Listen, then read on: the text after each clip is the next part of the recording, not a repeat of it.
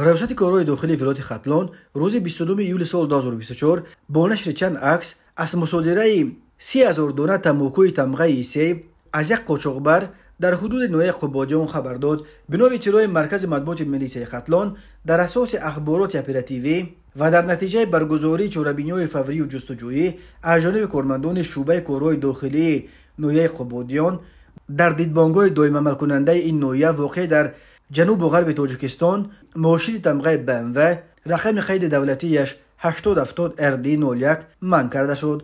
معین گردید که ماشین به شهروند سلطان حسن سال تولدش 1993 ساکن نوحه جیهون جماعت دیوت وحدت ملی تعلق داشته ضمن از نظرگذرانی بغاج автомاشین 150 قوطی یعنی 30,000 دانه تنباکوی تمغه سیب که بدون تمغه اکسیزی بود برای قاچاق به قلمرو جمهوری تاجیکستان وارد کرده شده است دریافت و مصادره کرده شد. خبر داده است میلیسیا. خود سلطانوف برای شرح قضیه دسترس نیست. میلیسیای ختلان گفت در رابطه با حالت مذکور نسبت به دستگیر شده مواد ضروری ترتیب داده شده سنجش ادامه دارد.